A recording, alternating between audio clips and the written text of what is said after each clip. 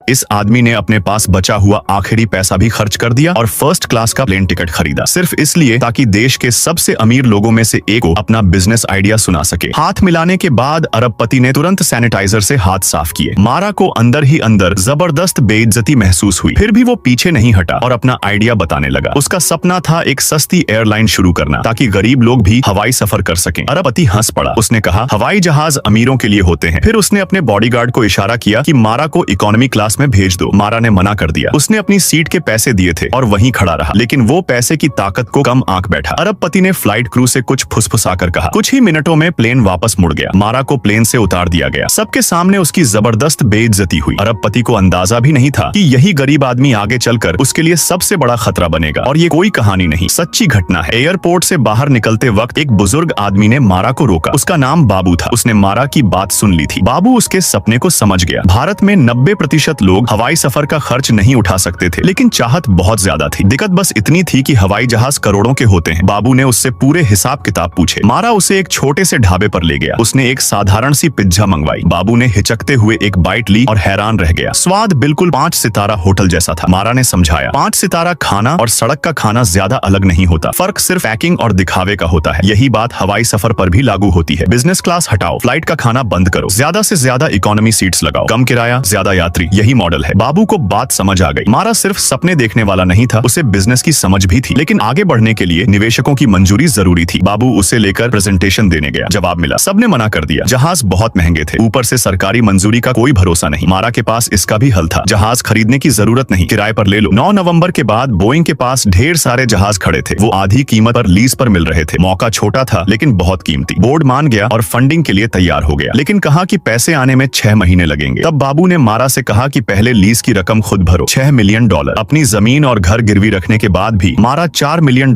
कम पड़ रहा था। वो अपने गांव के सबसे अमीर आदमी के पास गया। वो आदमी उसके पिता का पुराना स्टूडेंट भी था। वो मदद करना चाहता था, लेकिन रिस्क बहुत बड़ा था। मारा ने ब्याज बढ़ाकर 30% कर दिया। मजबूरी में उस आदमी ने हाँ कर दी। फिर आई अगली दीवार, सरकारी कागजात। सिविल एविएशन ऑफिस में मारा पूरा दिन बैठा रहा। साइन नहीं हुए। डायरेक्टर ने कहा, मीटिंग है, कल आना। दूसरा दिन, फिर कोई साइन नहीं, कल आना। तीसरा दिन, बताया गया कि डायरेक्टर 1 हफ्ते की छुट्टी पर है। असल में वो कभी साइन करने वाला ही नहीं था, क्योंकि मारा कोई बड़ा नाम नहीं था।